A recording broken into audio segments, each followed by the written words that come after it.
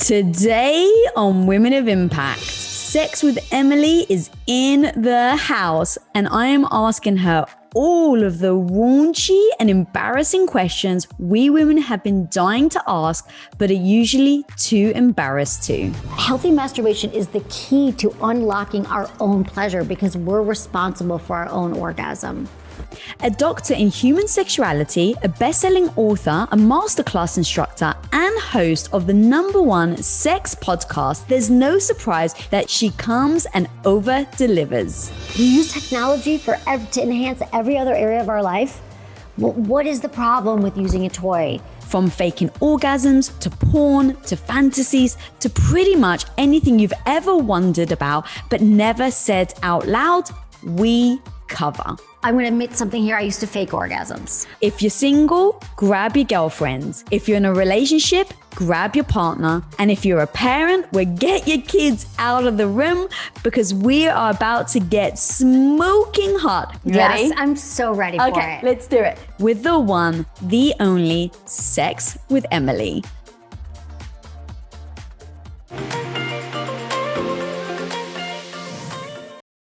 Welcome to the show! So good to be back here with you. Oh my God, girl, I'm so excited. Talking about sex, even me sometimes still gets me a little shy and embarrassed.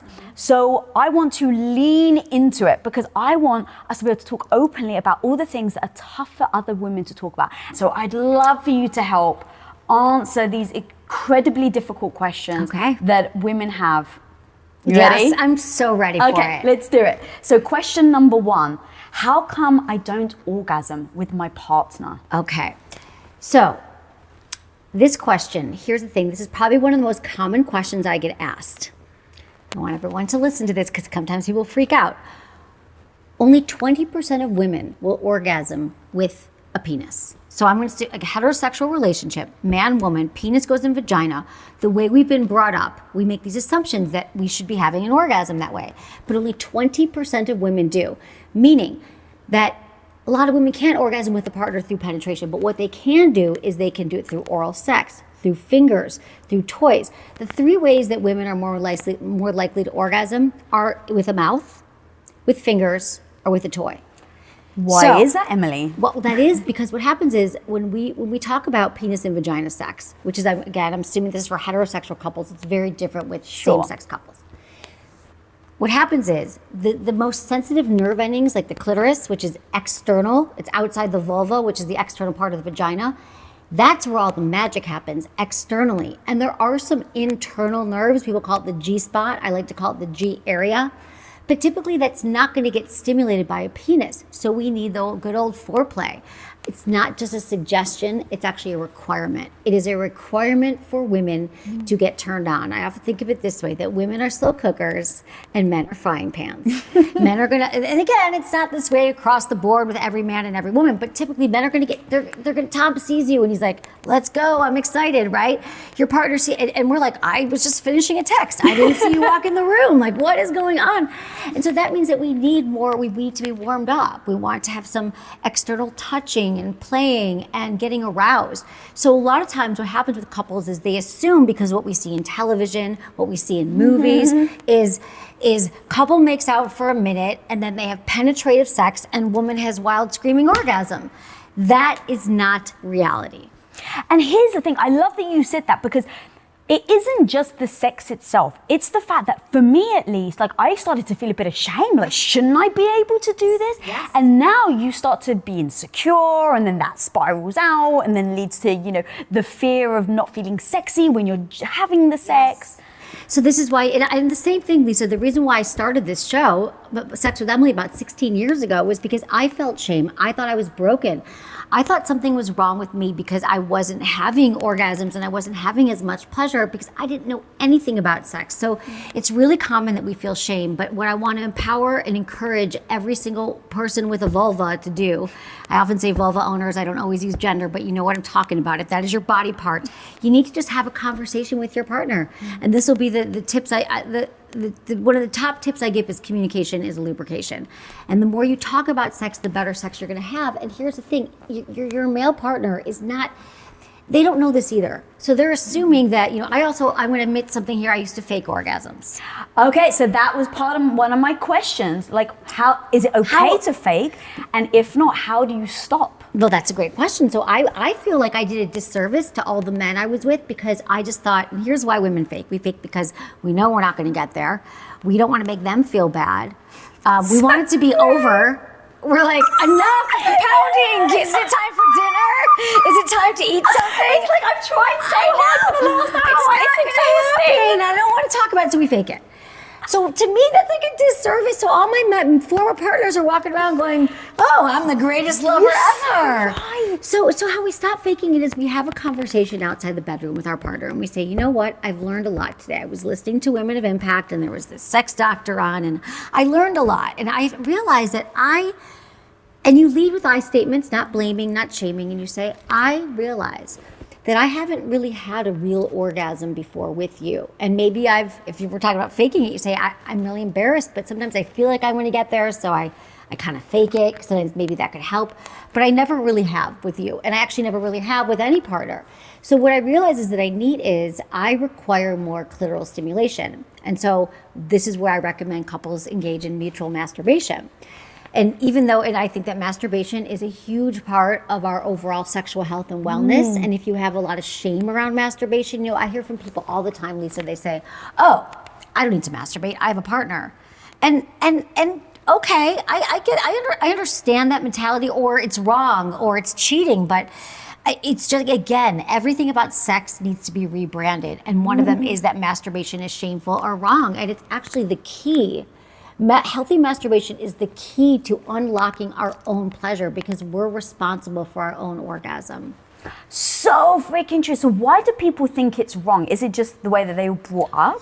Typically, it's because people were raised in an environment where it was actually very religious. Perhaps it was part of their upbringing that sex is just for procreation. It's not something that you do with a partner. Or also sometimes what happens is we're little kids, we're toddlers, and maybe we're touching ourselves, or we're rubbing against a pillow, and our parents say, "Stop, that's wrong, that's dirty." So it's even these messages that we might not even remember what they are. Also, in pop culture, in all media, male masturbation is sort of glorified. You think about the movies, or we all know men masturbate, but nobody talks about female masturbation. And so I just think it's part of sex that's shrouded in mystery. And so I just want to lift the veil, and I want to tell all your listeners, all the women out there, that if you haven't, it's great. I have so many great articles on my site at sexwithemily.com that have first-time masturbation guides, how to do it, tips and tools, because, it's something that it's like our self-care routine. It's part of it. You can work out, you can eat healthy, you can do all the things. But if we're not comfortable with our own body, and we have shame, not even just around masturbation, but our body looks, the way we look with a partner, which so many of us do. We all have things. But I think one of the best places to heal it is to really enhance the relationship you have with yourself. Oh my God. And understand how you get there. I love that. Okay, so you even said about the communication. So that was one part of the question that I have is, if you're not satisfied in the bedroom, how do you have that communication with your partner where they don't feel like it's about them? Because of course, everyone's got an ego. So let me go talk about my 3 T's of communication. And this actually works for any awkward conversation that you want to have. Well, let's start with sex. It's timing, tone, and turf. Timing. You want to make sure that it's at a time when just the two of you are hanging out. Maybe you're going for a walk. Maybe you're having a date night. It's not when you're mad at your partner again for not giving you an orgasm, or they didn't pick up their clothes, or you're like, and another thing, I've never had an orgasm. No, the time has to be chill. You know when that time is. And another way to remember it is when you're not hungry, angry, lonely, or tired. Don't have any conversations that are important to you when you're in any of those states. And so after sex, I heard you say, right? Don't have it outside the pool. That comes to turf. So that's timing, and the timing, tone, and turf outside the bedroom. People always assume, well, I'm in the bedroom, I'm going to have the conversation. But I love to encourage people to think about your bedroom for sleeping and for sex. It's not for deep conversations. So when you're on a road trip, because then you're not making eye contact, but you're driving along, or when you're on a hike or a walk, because you can still sort of have that buffer. I mean, I'm here for people. I understand. I'm giving you the workarounds. And then your tone. So here's how you have it. The tone, so because this is the reason why we don't talk to our partner. We're so afraid that they're going to feel bad, that they're going to feel judged, that they're going to feel like bad lovers, or maybe they'll rage at us and say, well, you never do this. We're just so afraid that we just say, I'm going to be mute and I'm going to fake orgasms and I'm not going to have pleasure. So here's how you get over it with a tone. So I need to talk to you about something that I realize that we've never really talked about. And I want you to know that this is really uncomfortable for me. It's actually a little awkward because I have so much fear. And this is when you got to be vulnerable. I have so much fear that you're going to think this is about you or something that you've done, and it's not. It's really about our sex life. And I've been learning a lot lately on my own. I always say blame me. You're listening to my podcast. You were reading something. And I've learned that there's... Blame Emily. Blame me. Yeah. People always blame me. I don't care if you blame me. I'm totally fine with that. I'm just listening to this podcast and watching this video, and I didn't know this. Did you know this? So you make it like something that you're going to do together and say, I've never really spent a lot of time exploring my body, but what I've learned is we have so much capacity for pleasure. Did you know that I could have a nipple-gasm? I could give you pleasure in all these ways. Would you be willing to have conversations about our sex life and what feels good? And so you could start with the orgasm talk and say, well, I've only never had one. I'd like to start working on it. Or I only have one with my vibrator, in which case would you be cool if I would love to bring that into the bedroom. And you just kind of go from there. Is there anything you've been wanting to talk about with our sex life? If, babe, tell me what you would like. I also have a great thing on our website that's been downloaded, Lisa, so many times that we just created this year. It's called the Yes, No, Maybe list. And it's a free downloadable, and it has about 70 different sex suggestions on it. It's like everything from cuddling to spanking to kissing to taking a bath together. And it says yes, no, maybe. You can each take this quiz and see, well, what are your yeses? That's great. What are your no's? What are your maybes? And then you can start with some yeses. Because what I'm saying here is, even if you're having the most incredible sex, and I'm telling you, sex isn't just about orgasms, I will tell you that in every single relationship, it's going to get stale after a while. You're going to get bored. It's going to be the same thing over and over again. It's going to happen. So just to get ahead of it, even in the spirit of, I want to make sure that our sex life is really strong. I want to make sure we go to the distance. I want to get ahead of it getting boring, and I want to get ahead of us not knowing each other, because it's not a one-time conversation either. So I'm just throwing another easy way is to say, let's talk about the 3 most memorable times we've had sex.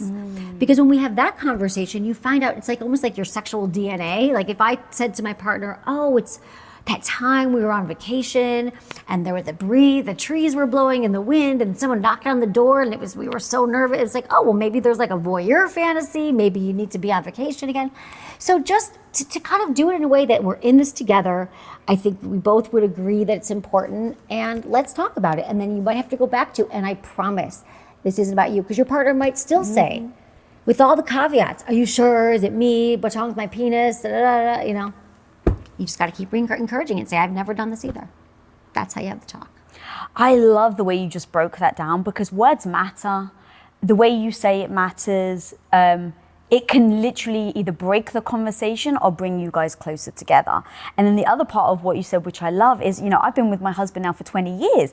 And it's like, look, you're having sex with the same person. So how do you keep the spice alive? How do you keep it fresh? How do you still explore together, right? And I think it's so powerful in having those discussions, in saying, hey, we need to keep spicing it up. Yeah. And so what does that look like for you? And that actually leads me to another question then about fantasies. So is it wrong to have a fantasy during sex? Is there a right or wrong? In fact, I've got a leading question, but let's start with that. Well, there's no sex police. I just want everyone to know that I will not knock on your door. No one's going to knock on your door and say, I heard you were having a fantasy. And there is a lot of confusion about fantasy. Having a rich, healthy fantasy life is another part of being overall sexually healthy. The richer the fantasies you have, sometimes the better sex life you have. You can be more creative, you can be more open. And so people often feel guilt that they were fantasizing about someone else during sex, and it happens. And so I just want to tell people it's all okay. I want to normalize it. It's not another thing that you should beat yourself up with. And so I think it also helps with our own solo play, with masturbation, to kind of think about things that turn you on. And then eventually you can share that with your partner. But let me remind you this, there's 2 kinds of fantasies. Okay. There's the fantasies that we would love to actually partake with somebody. I'd love my partner to fulfill this fantasy with me. Maybe you'd find it on the yes, no, maybe list. And then there's the ones we just like to keep to ourselves. And they're all okay. God, I love that. So what about the fantasies? So you said fantasize about someone else during sex. Happens. All right, so how, is that something that you would recommend you discuss with your partner? No, I wouldn't. I'm actually going to say, you don't have to say last night I was thinking about that hot barista that we saw when we were getting coffee, and I was fantasizing about him last night when we were having sex. I was picturing him making a double latte. No, I mean, no. Listen, these things are not helpful, but what is helpful is to share some fantasies that you might be wanting to try, but I don't think it's not cheating. Listen, our minds are complex. Our brain is the largest sex organ. It's active, it's busy. We think of things that maybe we don't want to at times, and that's when it's like maybe we'll then replace it with other fantasies. Listen, if every single time you're with your partner and you have to think of someone else or something else, I mean, again, everything's in extremes. If that's all you're thinking about and you no longer want to be with your partner, then it's probably time to really then start to actually spice it up. And because the things that we miss the most is we miss variety, we miss spontaneity, and we miss novelty. Those are the three things. So, but here's the cool thing, is that novelty and variety and spontaneity, it doesn't mean like you have to go build like a dungeon or anything. I mean, you really don't. I mean, like spontaneity could be maybe your partner always initiates and you decide that I'm going to get the house all set up. I'm going to wear something that makes me feel sexy, and I'm just going to spontaneously initiate sex. You know, I'm going to give him a massage when he walks in. I'm going to do something that's out of the blue, because every time we have sex, it's the same way. So now we're going to have it in the living room. I mean, it could be anything. That could be spontaneous, spontaneity. And then there's variety. Variety could be switching up your positions. It could be anything on that yes, no, maybe less, dressing sexy, getting into spanking, reading erotica together, watching porn together, listening to porn together. You know, that could just be something different, different locations. To porn together. That's a thing. There's some audio erotica sites, which is great. And women, I hear this from women a lot, because sometimes I don't need to see it, but sometimes just hearing it. There's one called Dipsy. There's one called Triquin. We have also, we talk about this a lot on the show and on our site, but I have a lot of resources for women, especially. Some women just don't naturally have fantasies. I had to cultivate my fantasy life. I didn't have a lot of fantasies. That just, some people, just the way our minds are. If you're someone who dreams a lot and you're a dreamer, you're an artist and you are thinking in stories, it's just the way some people do, some people don't. But again, no shame, we can learn all of this. We're not taught any of these skills at all. And the reason why so many of us aren't in the mood for sex, and I will say it's men and women equally lose their drive. It happens. That's a whole nother conversation, but it's because our brain isn't on board for sex. If we expect that every time our partner just comes up to us and we should be ready to go, we're not doing our part. We have to keep our own pilot light lit. That was one of my questions, is what happens when my partner has less of a sex drive towards me? Like, is it about me or is that them? I'm so glad you're asking these questions. It is not about you. I mean, we always assume, this is just going back to the sex conversation, we assume if there's anything going wrong with our sex life, it's our fault, they're not attracted to us anymore. We often assume that. So I think this is a conversation. Usually if you find, for men, and again, I hate speaking in this is not absolutes, but if a man is on, let's say, antidepressants or blood pressure medication, there's something, so rule out, like if they're on a medication or something like that could impact your sex drive. If they're really stressed about money, about their job, about work, depressed, anxious, these are all going to impact our sex drive. The foods we eat, how much we drink, if we do drugs, we're not sleeping. I mean, there's so many things that impact our sex drive, and to think it's just not attracted to me anymore is just, it's just short-sighted, and we end up hurting ourselves that way. So this is when we go back to the conversation. Because here's the other thing, Lisa. In most relationships, there's something called mismatched libidos. There's a high desire partner and a low desire partner, and again, split among genders. That was one of the big myths I used to believe, that I used to believe the hype that men wanted sex all the time and women were frigid, and not true at all. But there's a high desire and a low desire partner. The interesting thing is usually those people don't match up, which is a bummer.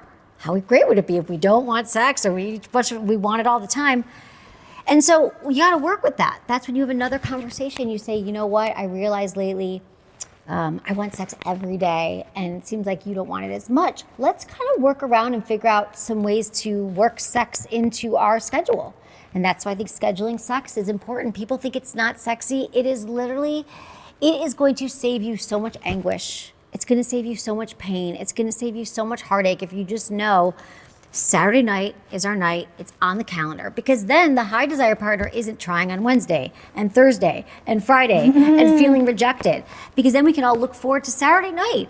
I can get myself in the mood. I can masturbate beforehand. I can make sure that I'm ready. And then you look forward to it. You could start talking about, like, where should we have sex Saturday night? What should we do? And it becomes fun.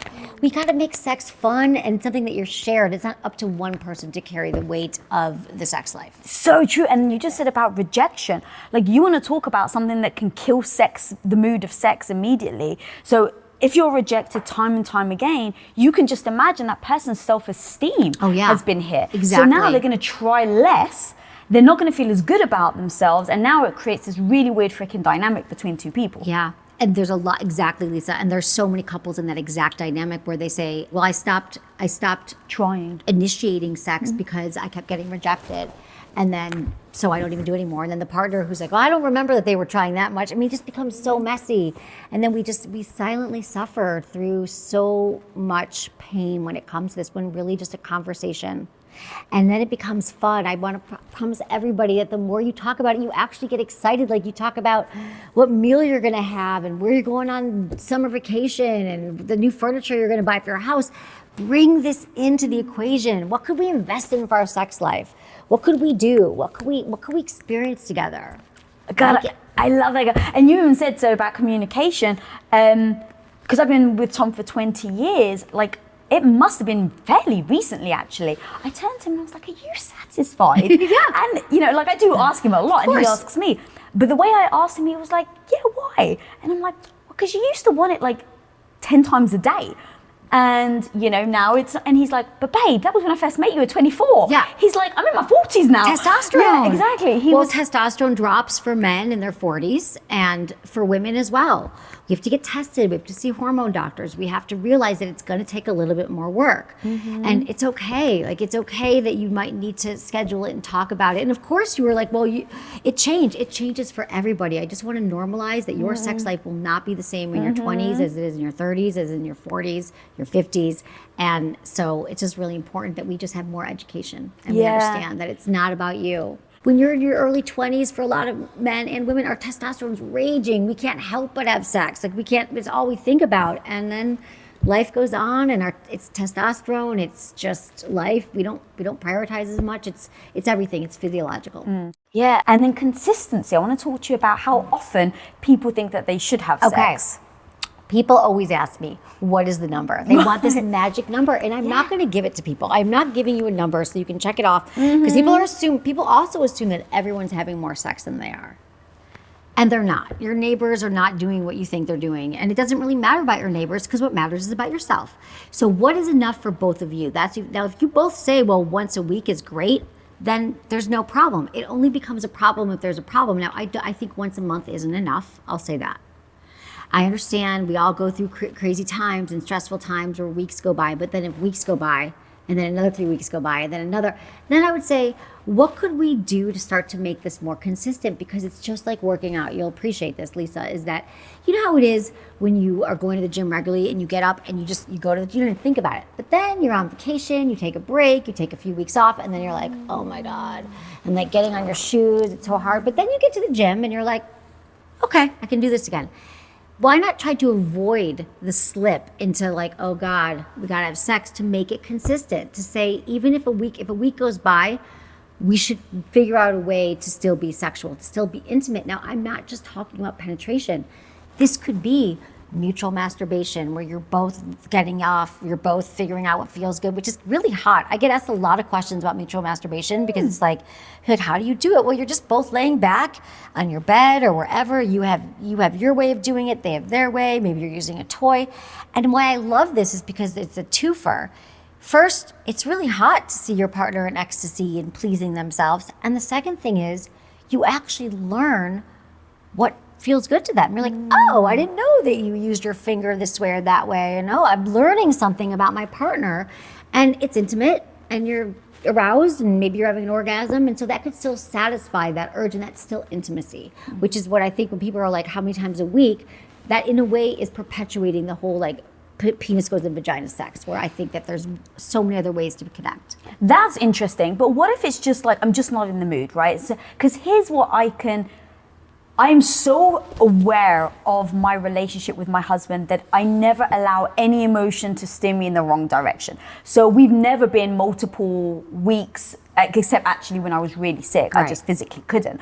But we've never left multiple weeks apart from that go without us actually having sex, because we understand the chemistry. We understand the neurochemistry that's happening between us, that it's the bonding chemical, that it's important for our long-lasting relationship. But the truth is that if you're not really pushing for that, sometimes I think excuses can feel real, right? And people can say that maybe they're watching this like, yeah, it's all right for you to say that, Emily, but I've got this going on, but I'm doing this, but I've got kids, but I've got a job, kids but I've got this. It's all hard. Like there's going to be a million excuses that people are going to say of why they haven't had sex in a month or two. Right. How do you break them of that notion? Well, how is it making you feel? I mean, I think if I'm telling you that your intimacy and your sex life is an important part of your relationship, because then you're just roommates, and I'm going to tell you that it's going to get harder and harder, then you have to say we're all busy. We are all busy, but then you have to set your alarm earlier in the morning, or you have to, go to bed later at night, or you just have to talk to your partner and try to say, what would be a good time for us to connect again? It could just be in a massage. You could even take sex off the table. Maybe you've been having some pain. Maybe you've been really stressed out. But what if you just each give each other a 10-minute back massage and then see where that leads? Because a lot of times we're not having sex because we are anxious, because we're stressed, because we're worried, because there's so much going on. And it's sort of this vicious cycle. So if you can break that cycle and say, well, what do I need? What are my requirements for being aroused? Well, I know for me, like let's say I have a date or someone's coming over or we're doing something. It's like, I know that I need to shower. I have a steam shower in my house, which is like, I'll take a steam shower, I'll meditate. I make sure that I'm like, have everything just, I feel good, that I'm good. It's hard for me just to get right into it. And I get that when you have kids and you're living with someone, it might be harder, or you might have a different set of arousal. It might be like the kids are already sleeping. It might be the housework is done. It might be, just find the way. Think about the last time you were the most aroused and you were ready for sex. What was the environment? What were you seeing, smelling, tasting? Think about the senses. Like, what kind of environment do you need to make you feel ready for sex? Something you just said, though, that horrified me a little. Okay. Which was, okay, the housework is done. And the sex being the important part of a relationship, of a couple's intimate relationship. Right.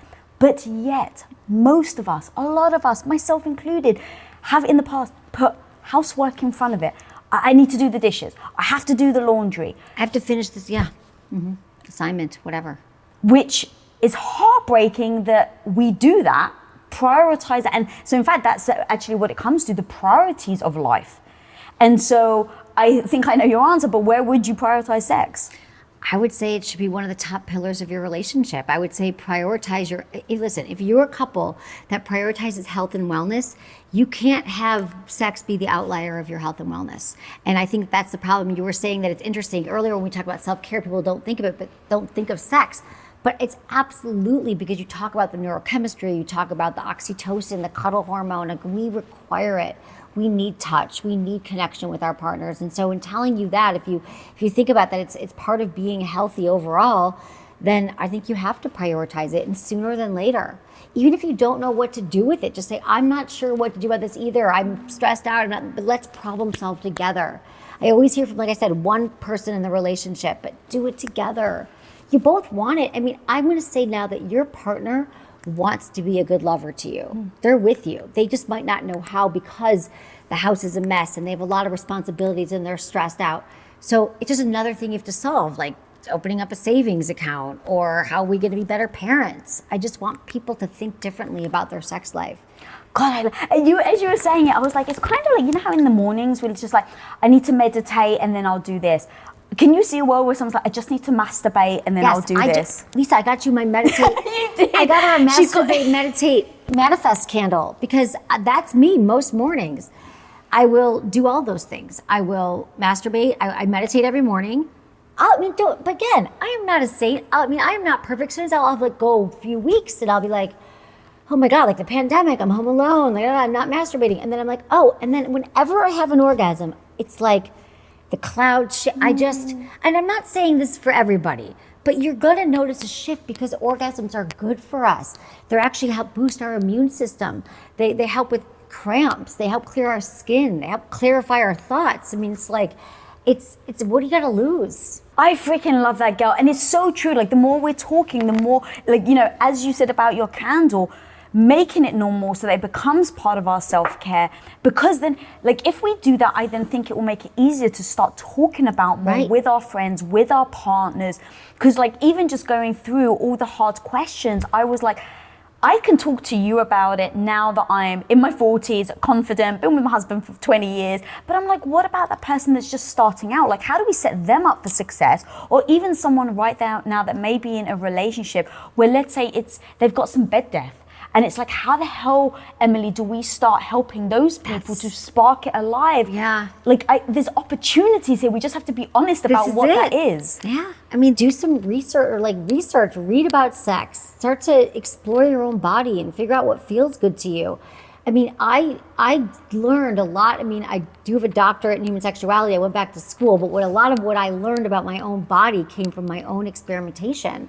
It came from my own, like, how might this feel? We have so many nerve endings in our body. So just getting curious about sensations and what feels good to us.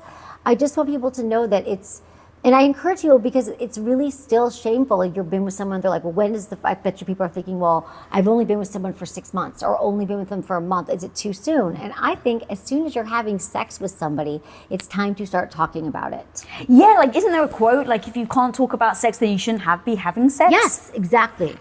Exactly. And we will talk about everything with our partners. Literally, sometimes, like, you had a baby together. You sat and watched that baby come out of your wife's vagina. Like, you birthed something. You have shared everything. You've been through the highs, the lows, but you will not address your sex life. And it's just, I just want to turn that on its head. I want to take away the taboo and the shame. And I think that the more that you hear it and you realize that you just haven't been living in a world where it was safe, where it was comfortable, be that friend in your friend group.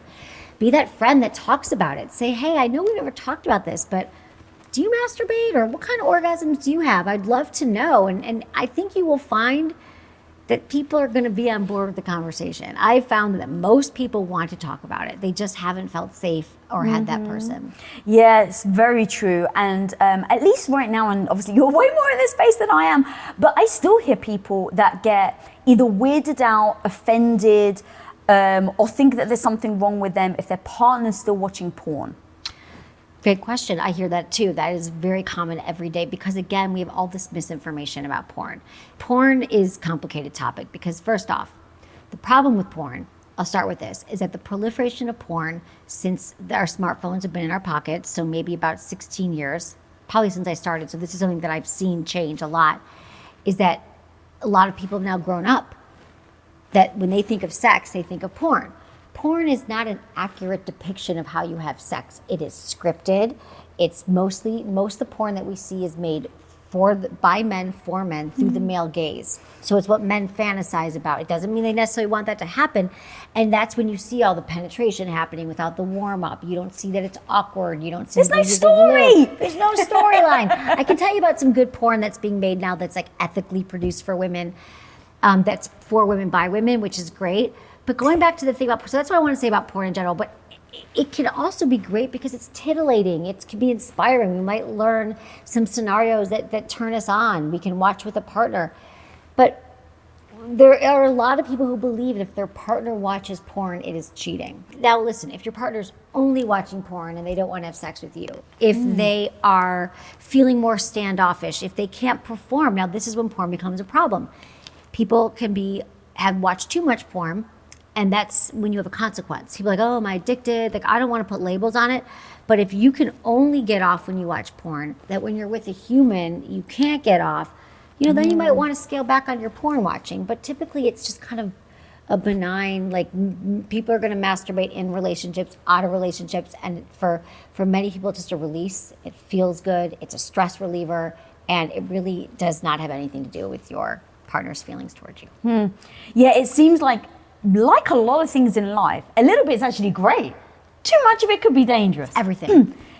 It's literally everything. It's moderation. Yeah. It's true. At least with me and my husband, I'm always like, if I'm not in the mood and he is, I'm always like, by all means, go watch porn. Like, right. It's like my savior. Yeah. You're like, thank God. Yeah. Like, right. Exactly. And how that's great. I mean, and I love that you're like that, because you know how many people would love to have the blessing of their partner. There's so many people I hear from, and I would say that this is probably more men than women, that are like hiding out of the basement or in their car and they're masturbating, and then they feel shame after because they had to keep it secret from their partner, and it just becomes super messy, and then there's like resentments. But to be like, hey babe, go for it. I support you. Like, that is so liberating to have a partner that is totally down with what you're into and what is supporting you to be sexually healthy. But again, it's relearning all these messages. So what if then you have a fantasy or a desire and you share it with your partner and they're so horrified? Like, now you want to talk about feeling the shame, the judgment, the embarrassment, the feeling like, well, I'm never going to do that again because this didn't end well. How would you handle that sort of situation where you're not judging yourself, but your partner is? Like, so they actually are judging. Like, our biggest fear is coming true, that they're judging us. Well, I think you have to sort of ease into it. So, like, I think, again, it's about having the conversations. I would build up to it. So I would say, so I've heard that one of the top fantasies is, and this is true, is like threesomes or group sex. Split among genders, top fantasies. So you just kind of take baby steps. Would that ever be interesting to you? Have you ever fantasized about someone watching us or having someone else in the room? And then you just say, do you have any fantasies? Sometimes you guys could maybe build fantasies together. So I just think you got to build up to it. And again, not a one-time conversation. Well, that's the thing. So let's say you're just starting out your relationship, your sexual journey with somebody. Is there a right time to be bringing up, hey, I actually really like this. Can you try this? Just like, physically. Yeah. And then when is that good, like, next step of being like, hey, I actually have some fantasies? Because that's, like, I think people worry about timing. How long should I be with him before I'm open about it? Right. Before I actually articulate my dreams, my fantasies, my G-spot, like all of that sort of thing. I think, if you want to have pleasurable sex, start talking about it now. And I'll go back to the yes, no, maybe list, because I had no idea it would be so...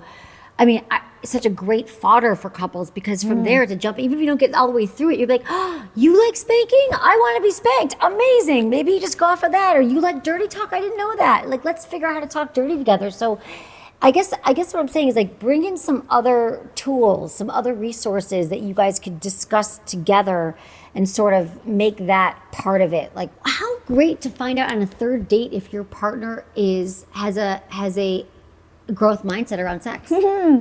What if your partner says, oh, well, I don't talk about it? That you have your answer. People walk down the aisle with people and they're married for years, and then they call me like, my partner's not sexual. Well, how was it at the beginning? They were never really into it. People don't change. You become more of who they are unless they have a very specific, like, I'm going to change. This is what you're all about. Unless you decide, I'm going to become more sexual, I'm going to get more in shape, I'm going to start to meditate. Like, you could decide that up until now you weren't, but if your partner hasn't done any work around this, then don't be surprised. Find out before you commit for life. A lot of what you're talking about really does kind of come back to confidence. Like, as a female, I'll just keep it at that for now, to speak to your partner, to bring these things up, to talk about the hard things, to, point out where your very special spots are. Like, all of this really does take a lot of confidence in yourself, because no matter what, you're putting yourself out there and you're leaving yourself open for that person to come back and shut you down, make you feel shameful and all of that. Yeah. Do you talk about that or like work on like the confidence part of it? Yeah, I think it's a practice. I think that confidence is a big part of it, but I think that the more that you do it and the more that you are with a partner that makes you feel good. Again, toxic partners, people who aren't about your growth. I mean, I'll bet you, if you have a partner who's shaming you for it, and you have a partner who's telling you, how dare you bring this up, and you want to talk about sex, how supportive are they of your career? How supportive are they of your independence? How supportive are they of your friendships? This usually isn't in one area. They're probably shut down in other areas of importance to you. So I think this could be a litmus test. I do think it's grounds for dismissal for a partner who isn't invested in your pleasure, who says, oh, you don't need a toy, or you don't need to watch porn, or we shouldn't have to work on it. But again, I'm not shaming them. Most of the information we've been told is that sex should always be amazing. We should always be in the mood. We shouldn't have to talk about it. It should be just as fabulous as it was in the honeymoon phase, which is a biological condition that lasts 6 months to 2 years. And that's all the feel good, the oxytocin, the dopamine, all those like neurochemical love. It's a love cocktail. It's the most glorious, sexy cocktail of hormones that you've ever had. And that's why we love that phase. But it doesn't last. Like any great drug trip or any great high, it's gonna come down. And so to just have that as your benchmark, as your baseline, it's like it doesn't serve you, because you're not really in state of mind, because you have the novelty, you have the newness, you have the excitement. You've never been with this person before, but that is going to change. So I just say the confidence comes from knowing that you deserve pleasure, that you deserve to be in a healthy relationship, and then working on your own body shame and body insecurities. I do think also that masturbation helps with that. Looking in the mirror, looking at yourself naked, putting a mirror between your legs and saying like, what do I look like down here? Because if we don't love our own bodies, and again, some of this might seem cliche to people. I'm not even saying you have to love it. How about you don't accept your own body? If you don't accept your own body, it's going to be really hard to get somebody else on board with it as well. Not that they're not going to like your body, but if you're like constantly like, I don't know, I feel bad about it, it's just going to be hard for someone else to let someone else in. So a lot of times we're the problem too. That's what I was actually going to say, right? It's that you're insecure in your own body, so maybe you're not as sexual, you're not as making as many advances, you want the lights off, you're not putting yourself out there to your partner, so now they feel a certain way, they probably think it's about them, and now it becomes you're not doing yourself any service. Right. We're preventing ourselves from a real, true connection and pleasure, which we all deserve. Pleasure is our birthright. I love that. What is the thing that you find like one of the hardest things that women specifically find difficult to talk about in regards to sex? Some things that are hard for women to talk about is when they have pain. So 80% of women will have pain during sex at some point in their life. 80%. And of those women, it's not all the time, but for some, it's every time. But we're just starting to look at women's sexual health. And so women can have something called vulvodynia or vaginismus, which means that upon entering anything, sometimes it's a tampon, it's a finger, anything, they've had it their whole life. And it just means that they clench, or they hold in stress or pain, and they're constantly flexing their pelvic floor muscles or tensing it. And so that's why I say you can check out a pelvic floor physical therapist.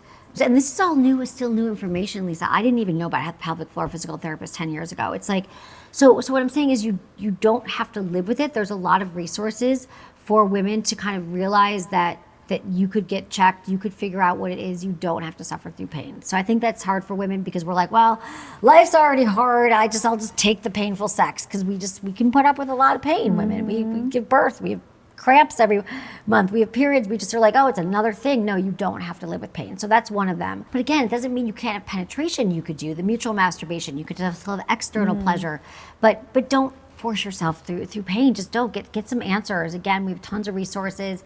Unfortunately, a lot of gynecologists aren't as prepared to talk about this stuff. They just don't. They weren't trained in it. We don't prioritize women's sexual health in this country. So I just have to say you have to become a detective. But again, I have a lot of great resources for people. Yeah. Well, that's great, because it's really like, if you broke your ankle, you'd think I was stupid if I didn't go to the doctors and get it fixed, right? Yeah. Everyone would be like, what the fuck are you doing, Lisa? Right. But if you have a broken vagina, like, you gotta go get it fixed. Exactly. Like after childbirth, so many women they have pain. That's why we do our Kegels and strengthen our pelvic floors.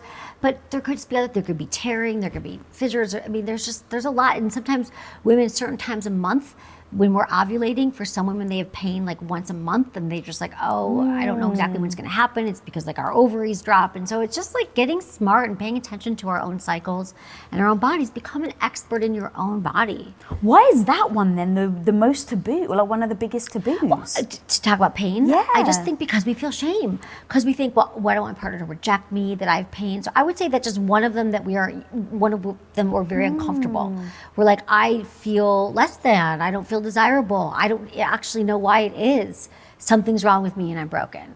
So that is a taboo, and talking to our friends about it. I mean, I think that if women start to open up with their friends about it as well, they realize that they're not alone. If I'm saying 80%, at least your friends can be like, oh yeah, that happened to me once, or I have a friend, or here's what I did. So yeah, pain is one of them. And I think it's also just, I'm not having pleasure, or I need more foreplay. I need you to do the dishes first. Like, listen, there's a lot of things that turn us on. I need you to take a shower first. I need to warm up. Like, I know if my partner gives me like a 10-minute massage, I'm so, like, it's gotten to the point where he'll come over and he'll put out like my massage table, because I have one at my house, and I'm working all the time. And he like puts it out, he'll like lay down a blanket, and he'll like, I know you need this after this long day. And I'm not saying it happens every time, but when it happens, like, he sees I'm a different person. We need to melt away the stress. We need to be able to realize, like, we can't, and also it's so easy to complain about it or just be like, I'm not turned on, but get curious. What does turn you on? What does get you in the mood? If you need a toy, or you need oral sex, or you need to feel that your partner asks about your day first, like, if we don't, like, it's so complicated. It's not just about arousal, not just about touching the body parts. It's about our love languages. Like, where do you feel the most love from your partner? If you haven't, like, a lot of us, oh, I haven't talked to my partner in weeks. We haven't had a intimate conversation. We've been like ships that pass the night, but now my partner comes in and wants to have sex. I'm not turned on because we haven't had the grounding.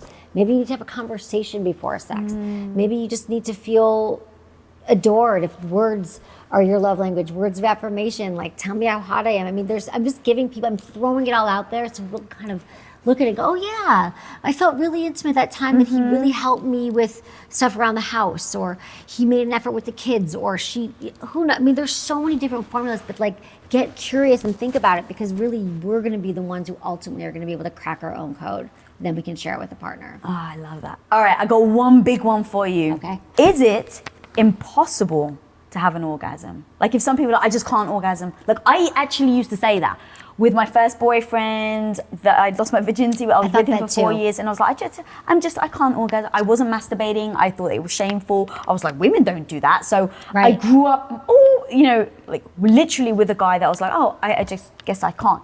And then I met Tom, and I was like, holy hell, what the hell is going on here? But there are people right now, luckily I met Tom when I was, in my 20s. But what about people who may be older? Or in fact, what about people who are even having sex now and they're like, I haven't had one yet? Or people who are older and like, it's impossible for me? Well, here's the good news. Most women, the women you're talking about, are pre-orgasmic. They're not anorgasmic. What does that mean? It just means they haven't had an orgasm yet. Pre-orgasmic. They just haven't done the steps yet to have an orgasm. But anorgasmic is like, you at no cost can have an orgasm. And for many women, it's a toy. There should be no shame in using sex toys. Again, the fact that we think that toys are somehow, our orgasm should only happen through a penis or through a finger. Like, why? Who said that? Like, we use technology to enhance every other area of our life. What is the problem with using a toy? And I think that most people feel shameful. It's not the right thing. Their partner doesn't like it. And there is a lot of men I've seen who've said, like, oh, they feel worse. If I use a toy, it means that they're not good enough. Right. But that's just saying, no, I need something extra, and you could use it on me. And I've found that with partners that may have been intimidated, once they use a toy with me, or I use it on them, they feel great on men too. Toys feel great on a penis, all over the body. Use some massage oil. It's a good time. But I think once they're with me and they see it, they're like, bring that toy out. Like, they're down. It helps. It moves things along. It's the sure thing. So play with it. Yeah. Have fun. But you don't think that it's impossible for anybody? I do not think it's impossible for anybody. I really don't. I mean, if email me if you can't have an orgasm and you've tried everything. I'll help you. I believe it's possible for every woman to figure out how to have an orgasm. Freaking hell. How about that? Love it. Right? Yeah. Totally possible. So where can people go to find all these questionnaires, things that you've done? Where can they email you if they can't have an orgasm? Sexwithemily.com is where you find everything. You can email me at feedback@sexwithemily.com with your questions, or an easy way to do it is sexwithemily.com/assemily. All social media, Sex with Emily. You can DM me. You've got toys, you've got guides, you've got workbooks, you've got a masterclass. I've got a masterclass. If you will subscribe to masterclass, I have a masterclass which on is sex. epic, girl. Boom. Boom. There we go. Guys, go check out this woman. She is on fire. I freaking love her. I am biased because she's one of my closest friends, but she's my closest friend because I think she's that freaking cool. So go check out all the amazing stuff that she's doing. She honestly wants to really, no BS, change people's lives through sex. So go check her out. And guys, if this episode has brought you value, please do share, subscribe, click that subscribe button down there, and then also drop in the comments what was the most fire piece of advice that she gave in today's episode.